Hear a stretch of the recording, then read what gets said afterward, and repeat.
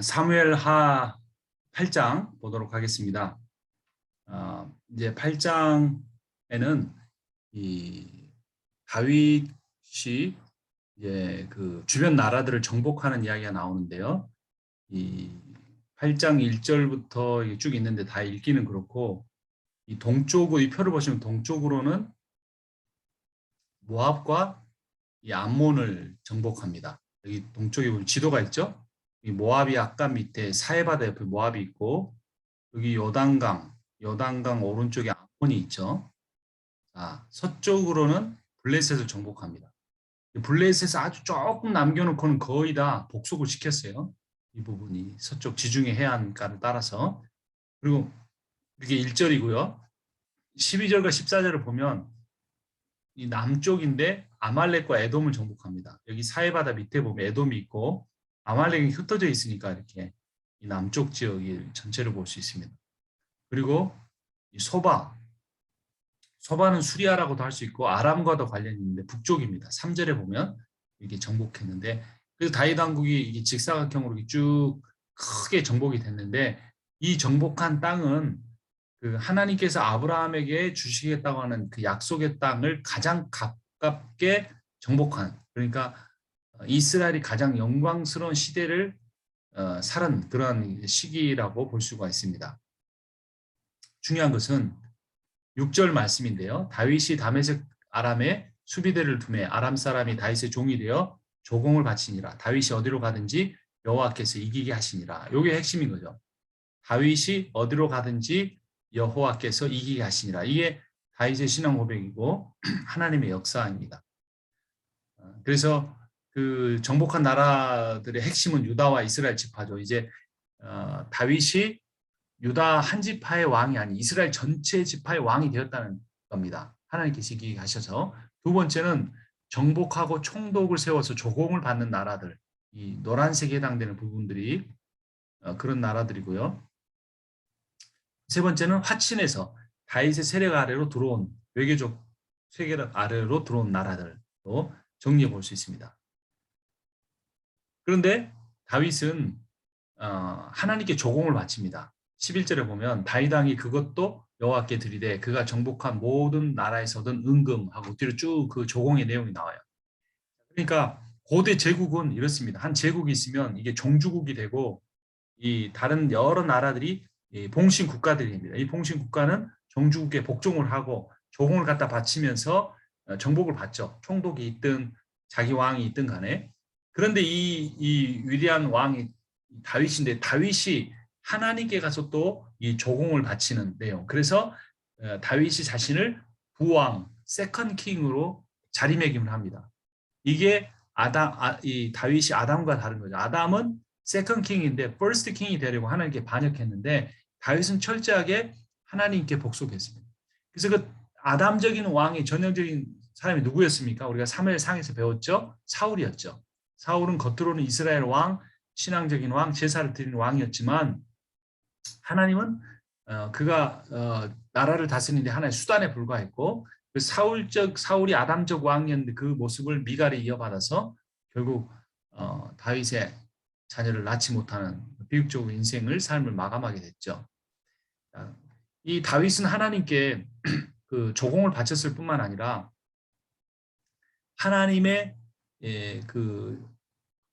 하나님의 속성을 따라 나라를 다스립니다. 15절 읽어보면 다윗이 온 이스라엘을 다스려 다윗이 모든 백성에게 정의와 공의를 행할세라고 합니다. 이 정의와 공의, 이 하나님 나라의 속성입니다. 하나님의 속성이기도 하고, 그래서 교회는 이 하나님의 속성을 이어받아 정의와 공의를 행해야 합니다.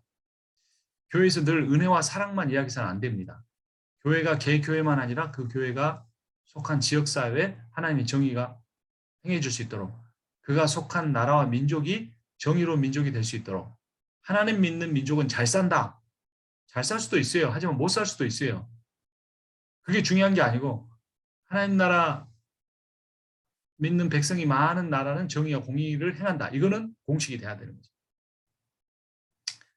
예수 그리스도의 통치의 모형을 보면요, 마태복음 이제 다윗이 가장 그리스도를 예표하는 왕이었기에 이런 다윗의 15절에 말한 정의와 공의를 행하는 나라는 예수 그리스도가 세우시고 완성하신 하나님 나라와 거의 가장 가깝습니다. 마태복음 6장 33절에 그런즉 너희는 먼저 그의 나라와 그의 의를 구하라. 그리하면 이 모든 것을 너희에게 더하시라. 그의 나라는 뭡니까? 예수의 나라, 즉 하나님 나라, 그죠? 그의 의는 뭡니까? His righteousness. 예수 그리스도의 정의와 공의, 십자가에서 이루신 거죠. 모든 악과 죄는 심판을 받는다. 십자가는 은혜의 상징일 뿐만 아니라 정의와 공의의 상징이에요. 예수께서 죽으셨으니까. 우리의 죄로 인하여. 죄는 반드시 심판받는다. 이걸 십자가가 정확하게 드러내고 있어요. 그 다음에 그 인간이 행한 정의가 아닌데 그것이 예수 그리스도가 행하신 정의와 공의인데 그것이 인간에게 전가되기 때문에 이것이 하나님의 은혜인 거죠. 정의라는 것 자체가 없으면 은혜의 전가도 없는 거죠. 예수께서 이루신 정의와 공의가 있기 때문에 그 정의와 공의가 하나님이 의로 인정해 주신 것이 예수 그리스도의 의가 우리의 의로 전가되었다는 겁니다. 그걸 로마서 3장 21절 이하가 말해주는데요. 이제는 율법 외에 하나님의 한 의가 나타났으니 율법과 선지자들에게 증거를 받은 것이라. 율법과 선지자는 구약 성경이죠. 구약 성경이 예언한 예수 그리스도가 하나님의 한 의로 나타나서 십자가에 죽으셔서 모든 죄인을 위하여 십자가에 죽으셔서 하나님의 의를 만족시켰다 이 말입니다. 곧 예수 그리스도를 믿음으로 말미암아 모든 믿는 자에게 미치는 하나님의 은이 차별이 없느니라. 이제 하나님의 의가 예수 그리스도 믿는 자에게 전가된 거죠. 근데 여기서 믿음이라는 거 의식적 작용만이 아닙니다. 그 사실관계, 팩트를 억셉트하는 것만이 아니라 그 그리스도 그 일을 행하신 우리를 위해 의를 행하신 우리를 위해 속죄행위를 행하신 우리를 위해 생명을 내놓고 희생하신 예수 그리스도를 trust in 하는 겁니다. believe in 하고 trust 하는 것이 믿음이에요. 팩트를 억셉트 하는 것만이 아니라 그거는 귀신도 알고 떠는 믿음인 거예요. 그건 가짜 믿음이에요. 죽은 믿음이에요. 야고보서에 의하면. 살아있는 믿음은 팩트를 억셉트 하는 것만 아니라 트러스트 하는 건 어떻게 되느냐? 그분을 신뢰하기 때문에 따라가게 돼 있어요. 믿음 따로 행함 따로가 아니라 믿음과 행함은 동전의 양면과 같아요. 이거 또 이야기하다 보면 복잡해지니까 길어지니까 생략합니다. 자, 그래서 예수 그리스도의 통치 모형은 또 하나 뭐냐? 온전하지 못한 일을 온전하게 하는 겁니다. 주의 성령이 누가복음 4장 18절 주의 성령이 내게 임하셨으니 이는 가난한 자에게 복음을 전하게 하시려고 내게 기름을 부으시고 나를 보내사 포로된 자에게 자유를 눈먼 자에게 다시 보게 함을 전파하며 눌린 자를 자유롭게 하고 주의 은혜의 해를 전파하게 하려 하심이라 하였더라. 그래서 예수 그리스도의 그 의인은 병자, 가난한 자 그들에게 온전함을 주는 그래서 하나님의 정의가 이루어지게 하는 나라예요. 이것이 하나님의 은혜입니다. 은혜란 혼자 잘 먹고 잘 사는 게 아니에요. 은혜는 교회 공동체가 가족이 되는 것이고 은혜는 그 지역사회가 그 하나님의 정의를 실현하는 하나님의 은혜를 실현하는 교회가 있는 지역사회가 조금씩 하나님의 공의를 만족시키게 하는 하나님의 사랑을 실현되는 그런 것입니다. 그것을 다윗이 이루어냈다라는 거예요. 다윗이 무력으로 옆 나라를 정복했다. 이렇게 생각하면 영국이 대영 제국이 해가 지지 않느라 된 것처럼 아프리카도 남아메리카도 여러 나라를 스페인이나 이런 나라들이 기독교 국가들이 그렇게 지배한 것을 정당화시키는 게 아니에요. 그러나 그들의 다윗처럼 정복을 했지만 그들은 공의와 정의를 실행하지 않았어요. 원주민들을 죽이고 그들을 개종시키려고 강제적으로 고통을 주었고 죽음으로 내몰았고 지금도 그 수많은 자칭 크리스천이 있는 정치인들이 강대국에서 행하는 정책들은 하나같이 이기적이고 부를 만몬을 하나님으로 섬기는 일들이에요. 일들인 경우들이 참 많아요. 다 그런 것은 아니지만 그런데 다윗은 어떻게 했다는 겁니까? 먼저 그의 나라와 그의 의를 구했다라는 거죠. 면적을 차지한 것만 아니라 15절에 다윗이 온 이스라엘 다스려 다윗이 모든 백성에게 정의와 공의를 행했습니다.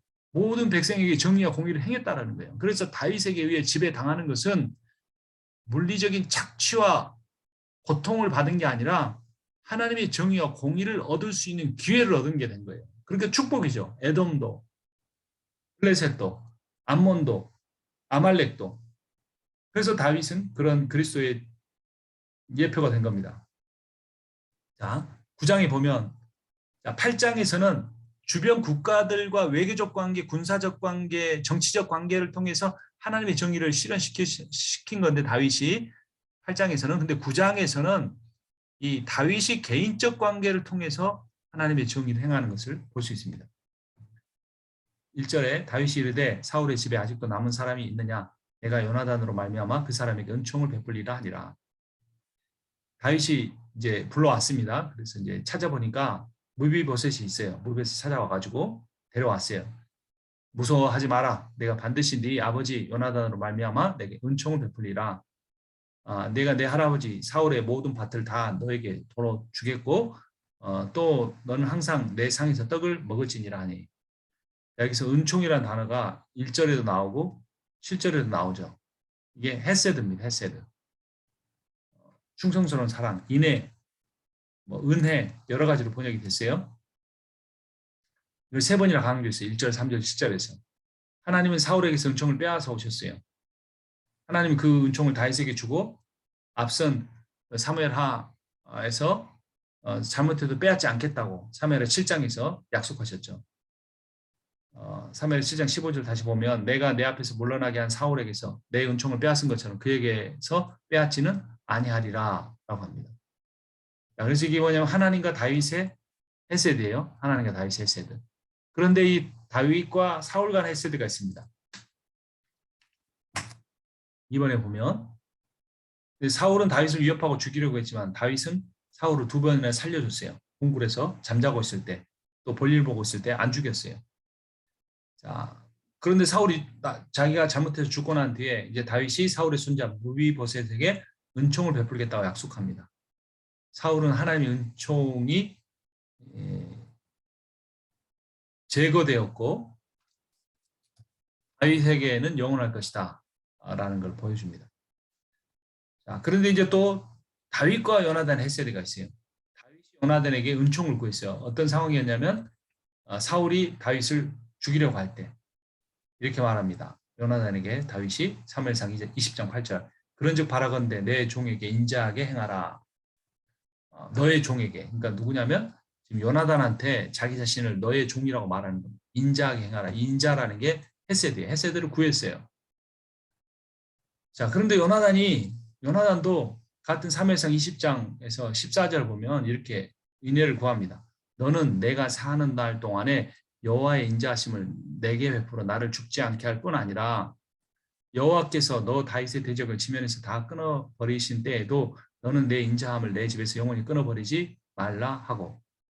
자, 그러니까 서로 그런 거예요. 지금 현재 상황은 다윗이 쫓기지만 요나단은 알았어요. 다윗이 하나님 세우신 사람이니까 언젠가 자기 집안이 망하고 다윗이 왕이 되리라는 거예요. 그래서 그때 나에게 인자를 베풀어라 이렇게 말한 거죠. 그래서 둘이 사무엘상 20장 16절에서 요나단이 다윗의 집과 언약하기를 여호와께서는 다윗의 대적들을 치실지어다 하니라. 그래서 언약을 맺습니다. 헤세드 언약. 자, 그래서 다윗이 이 요나단과 맺은 헤세드 언약을 누구에게 행합니까? 요나단의 아들 무비보셋에게 행합니다. 그래서 너는 내 어떤 언약 중에 핵심 마지막 절 뭐였냐면 이 7절 끝부분에 또 너는 항상 내 상에서 떡을 먹을지니라 하니 내 상에서 떡 먹어라. 이게 무슨 말이냐 하면 고대 제국의 왕과의 밥상은 권력을 의미합니다. 무비보셋은 단지 의식주만 아니라 생명과 안전을 보장받은 겁니다.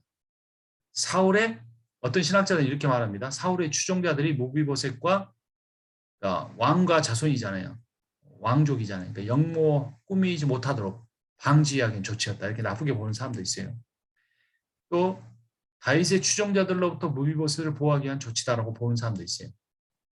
이 무비보셋이 영모를 일으키기 전에 씨를 없애버려야 한다. 요압과 같은 그런 다윗 추종자, 열성자들이 무비보셋을 죽이지 못하도록 선언한 거죠. 근데 궁극적으로 뭐냐? 다윗이 추구하는 나라는 결국 하나님 나라인데 이 하나님 나라가 어떻게 세워지느냐? 용서에 의해서 세워진다. 그리고 용서의 핵심은 헤세드다. 변함없는 충성스러운 사람.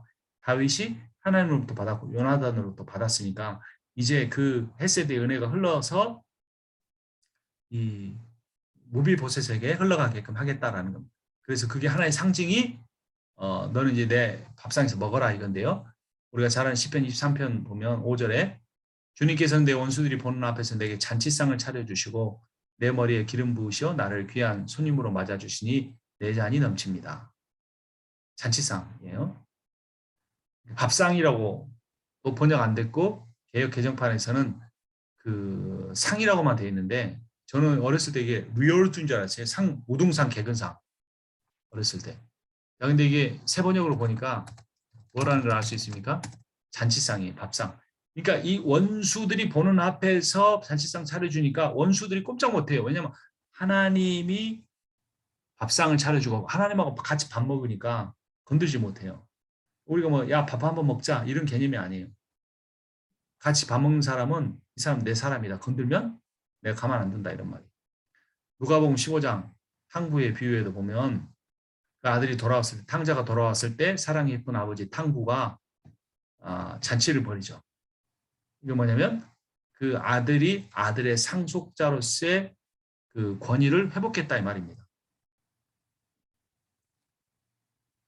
하나님을 믿는 사람과 하나님을 믿지 않는 사람의 차이는 뭘까요? 그것은 바로 헤세드입니다. 헤세드. 일반적인 사랑은 뭐냐? 기브 앤 테이크예요. 내가 줬으면 받았으면 줘야 되고 이거죠. 근데 하나님으로부터 받는 흘러나온 사랑은 뭐냐면 기브 앤 테이크가 아니라 기브 앤 기브예요. A가 B에게 베풀었어요. 그럼 B는 A한테 갚을 필요 없어요. B는 C한테 베풀어요. C는 B한테 다시 갚을 필요 없어요. D한테. 근데 그렇게 정하는 순서 뭐가 기준이냐? 나한테 다시 페이백 하지 않을 사람, 페이백 할 수 있는 능력이 없는 사람한테 베푸는 거예요. 나중에 그 사람 능력이 생겨도 되돌려주지 않고 다른 사람한테 하는 겁니다. 그럼 한 사람의 베품이 계속해서 주고 한 바퀴도 돌 수 있는 거예요. 근데 기브 앤 테이크가 돼버리면 그 두 사람만 끈끈한 관계가 되는 거죠. 좀 넓어져도 그룹에 불과한 겁니다. 하나님의 해석은 바로 이런 기브 앤 기브의 사랑이에요. 충성스러운 사랑, 변함이 없는 사랑, 신실한 사랑, 되돌려 받을 것을 계산하지 않는 사랑. 그것이 바로 예수 그리스도의 사랑이요. 하나님이 우리를 향한 해석입니다. 우리가 연약하다고 그 사랑은 포기되지 않습니다. 우리가 좀 재능이 부족하다고 하나님이 우리가 죄를 지었다고 하나님 우리를 버리지 않으셨습니다. 중요한 것은 회개하는 겁니다. 하나님 진심으로 사랑하는 마음으로 회개하면 됩니다. 자, 이제 10장으로 가본데 10장은 암몬 자손과의 에피소드가 기록이 됐습니다. 1절에 암몬 자손의 왕이 죽고 그의 아들 한온이 대신하여 왕이 되니라. 다윗이 조문을 위해 신하를 보냅니다. 근데 한온의 신하들이 다윗의 의도를 의심합니다. 야, 저기 조문객들 우리나라 염탐하러 왔다. 그러니까 한온이 어떻게 합니까? 이 귀가 얇은 한온이 다윗의 사신을 모욕하여 돌려보냅니다. 4절에 보니까 이에 한온이 다윗의 신하들을 잡아 그들의 수염 절반을 깎고 그들의 의복의 중동 붉기까지 자르고 돌려보내며 하체를 좀 드러낼 정도까지 그 바지를 잘라내버린 거예요. 이거보다 더 무서운 거는 수염을 잘라버린 거예요. 고대 이 제국에서 수염은 그 사람의 인격과 권위를 상징했어요. 완전히 인격을 말살시켜버린 거죠. 자, 그래놓고 나니까 암몬이 불안해요. 그래서 이웃나라 아람에 요청합니다. 용병 33,000명을 고용해서 전쟁 준비를 합니다. 다윗도 이 소식을 듣고 가만히 있을 수 없어요. 7절을 보니까 군사를 파견합니다. 예, 요압을 먼저 보냈는데 요압이 두 부대로 나눕니다. 그래서 요압은 싸움을 잘한 용병으로 온 아람 군대를 대응하고 동생 아비스에게는 암몬 부대를 담당하게 합니다. 그러면서 이제 누가 강하면 그 약한 쪽 상대를 맡은 사람이 강한 쪽 상대를 맡은 사람 와서 도와주자 이런 말도 해요. 근데 요압이 이 가장 중요한 거는 12절의 이야기입니다. 동생에게 하는 말인데요. 너는 담대하라. 우리가 우리 백성과 우리 하나님의 성읍들을 위하여 담대히 하자. 여호와께서 선히 여기시는 대로 행하시기를 원하노라 하고 하나님의 이름으로 그들이 이 요압이 싸우고 있어요. 그러니까 요압이 성격이 못됐고 인간적인 판단을 버리지 못해서 그렇지 요압도 기본적인 믿음을 갖고 있는 사람이었습니다. 자, 그래서 1차전은 요압이 아람 군대를 이깁니다. 2차전에서는 다윗이 가서 아예 아람 군대를 완전히 패퇴시켜버립니다. 자, 그러니까 원래는 암몬과 이스라엘의 싸움이었는데 암몬이 아람 군대를 용병으로 요청하니까 그 용병으로 왔던 아람만 박살나서 가버렸고 정작 그들을 돈 주고 사왔던 암몬은 성 안으로 들어가서 그 성이 요새였던 것 같아요. 요새 안으로 들어가서 꼼짝도 안 하고 안 나옵니다. 그래서 이제 그 뭐죠? 아람 군대는 더 이상 이제 오지 않겠다 말하는데 19절의 끝부분을 보면 그러므로 아람 사람들이 두려워하여 다시는 암몬 사람을 돕지 아니하니라 이렇게 결말이 났어요. 그러니까 조금 뭔가가 꺼림칙한 결말이죠. 그래서 이 보면 다윗 왕은 암몬에게 선한 의도로 접근했지만 암몬은 악하게 반응했고 그에 대한 응당한 대가를 치릅니다. 전쟁의 패배라는 어마어마한 돈을 지불했겠죠 아람에게. 근데 이제 그 다 경제적으로 손해 받고 앞으로도 결국에는 이제 암몬이 망하게 되는 거죠. 그래서 한운 왕이 다윗 왕에 대한 오해로 인한 불필요한 전쟁을 또 패배를 겪어야 했던 거고 경제적 이유로 악한 암몬을 도왔던 아람도 큰 희생을 치러야 했습니다. 그래서 지도자의 위치에 있는 사람은 구성원의 의견을 무시해서도 안 되지만 반대로 본인이 직접 확인하지 않은 채 구성원의 주장이나 정보에 근거해서 중대한 결정을 해서도 안 됩니다. 그래서 중요한 일이면 직접 지도자가 확인하고 점검해야지 한운처럼 그냥 저 정보원들이다 간첩이다 이렇게 해서 했다가 나라가 크나큰 위기에 처한 거죠. 지도자는 그만큼 신중해야 합니다. 자, 11장 보도록 하겠습니다. 11장은 정말 비극적인 사건이죠. 다윗이 그 밧세바를 범하는 사건인데요. 밧세바를 범하게 된 그 문제가 발단이 더 중요합니다. 그 문제가 무엇인지 봐야 되는데요. 11장 1절을 보면 그 해가 돌아와 왕들이 출전할 때가 되매 요압과 그에게 있는 그의 부하들과 온 이스라엘 군대를 보내니 그들이 암몬 자손을 멸하고 라빠를 에워쌌고 다윗은 예루살렘에 그대로 있더라. 자, 이 핵심은 뭐냐면 사명의 중요성입니다. 그러니까 나중에 다윗이 밧세바를 범하는 윤리적인 범죄 또 그걸 감추기 위해서 그의 남편 우리아를 죽이게 하는 정치적인 범죄, 통치적 범죄 이전에 그런 상황이 올 수밖에 없었던 이유가 있었는데 그것은 바로 다윗이 그 하나님과의 관계 속에 자신의 사명을 잃어버렸다는 겁니다. 그거를 이제 강조하는 게 1절에 출전할 때가 되매입니다. 올림픽 출전이 아니고 전쟁에 나간다 이런 의미입니다. 자, 제일 앞에 보니까 1절 앞부분에 그 해가 돌아와 라는 표현이 있는데요. 이 전쟁을 할 수 없는 겨울이 끝났다. 봄이 되었다라는 의미입니다. 이게 호주한테는 이게 호주나 LA는 좀 맞은 것 같아요. 여기 LA는 겨울이 우기거든요. 거기는 겨울이 비가 오는지 눈이 오는지 잘 모르겠지만 LA는 겨울에 우기예요. 근데 팔레스타인 지역도 겨울이 우기입니다. 그래서 좀 추웠지만 비가 와가지고 땅이 진흙이 되는 거예요. 그러면 병거가 달릴 수 없고 말도 달릴 수 없어요. 그래서 아예 전쟁을 할 수가 없어요. 그런데 이제 해가 돌아왔다는 것은 이게 봄이 되었다는 표현인데요.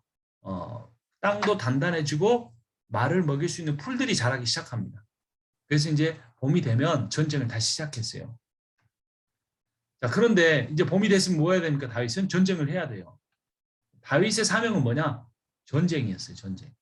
그래서 하나님이 약속하신 영토를 정복하는 거예요. 그런데 어떻게 합니까? 다윗이 여기 보면 다시 보면 다윗이 요압과 그에게 있는 그의 부하들과 온 이스라엘 군대를 보내니 그래놓고 어떻게 합니까? 다윗은 예루살렘에 그대로 있더라 라고 하는 거죠. 이거를 표로 정리를 해보면 주체 다윗과 그다음 밑에는 요압과 부하들과 군대가 대조가 됩니다. 장소는 다윗은 예루살렘에 머물렀어요. 부하들은 라빠 이 아까 암몬 이그 뭐죠 용병만 그 저기 다 혼나고 암몬은 그 라빠성에 들어가 있었다 그랬잖아요. 지금 이제 이스라엘 군대는 남자들 다 그 라빠에 지금 싸우고 있어요. 다윗은 예루살렘에 머물러 있고 군대는 행위를 보면 에워싸고 지금 막 싸우고 있는 거예요. 막 죽어가고 있는 거예요. 자, 그러니까 다윗은 뭡니까? 사명을 잃어버렸어요. 네, 그 부하들은 사명을 감당하고 있는 거죠. 그러니까 이 표현만 보면 이스라엘의 모든 남자는 다 전쟁터로 나가고 누구 혼자? 다윗 혼자 예루살렘에 남은 듯 보여요. 다윗이 지금 이 자기의 사명을 잃어버린 그 상황에서 이게 뭐냐? 이 자체가 첫 번째 죄예요. 그러니까 다윗이 사명을 감당할 때 그는 하나님에게 사랑을 받았습니다. 사무엘상 5장을 보면요. 13절에 그러므로 사울이 그를 자기 곁에 떠나게 하고 그를 천부장으로 삼음에 그가 백성 앞에 출입하며 출입이라는 게 뭐냐면 성문을 나갔다 들어왔다 한다는 건데 이게 무슨 의미냐 왕을 주어로 할 때 전쟁을 출전했다가 전쟁을 마치고 돌아온다 이겁니다. 그때 그걸 어떻게 했느냐 다윗이 그의 모든 출전을 전쟁을 지혜롭게 행하니라 여호와께서 그와 함께 계시니라 하나님 함께 계셔서 승리한 거예요. 16절에 온 이스라엘과 유다는 다윗을 사랑하였으니 그가 자기들 앞에 출입하기 때문이었더라. 그러니까 무슨 의미입니까? 다윗이 전쟁에 나가서 블레셋을 이기고 오니까 다윗을 사랑했다 이 말입니다. 사무엘하 5장 2절을 보면 전에 곧 사울이 우리의 왕이 되었을 때도 이스라엘을 건드려 출입하게 하신 분은 왕이셨고 여호와께서도 왕이 말씀하시기를 네가 내 백성 이스라엘의 목자가 되어 내가 이스라엘 주권자가 되리라 하셨나이다 아니라 출입하게 하신 분이 여호와다. 그러니까 지금 다윗에 대한 모든 관심과 다윗이 왕이 된 그 모든 배경에는 뭐가 있습니까? 이 다윗이 전쟁을 감당하는 하나님이 주신 사명을 잘 감당했기 때문이었다라는 거예요. 우리가 스스로 질문해 보죠. 나의 사명은 무엇인가? 나의 사명이 삶의 이유와 목적이 되게 해야 합니다. 리빙스턴이 선교사로서 사명자는 죽지 않는다라는 말을 했죠. 사도 바울도 그런 말을 했습니다. 사도행전 20장 22절을 보면 보라 이제 나는 성령에 매여 예루살렘으로 가는데 거기서 무슨 일을 당할는지 알지 못하노라. 오직 성령이 각성에서 내게 증언하여 결박과 환난이 나를 기다린다 하시나 내가 달려갈 길과 주 예수께 받은 사명 곧 하나님의 은혜의 복음을 증언하는 일을 마치려 하면은 나의 생명조차 조금 더 귀한 것으로 여기지 아니하노라. 사명을 무엇보다 더 귀하게 여깁니까? 자신의 생명보다도 더 귀하게 여긴 거죠. 이게 바울의 말이었습니다. 근데 지금 다윗은 자신의 사명을 잃어버렸어요. 그래서 어떤 일이 일어나는가? 우리 잠깐 쉬었다가 보도록 하겠습니다.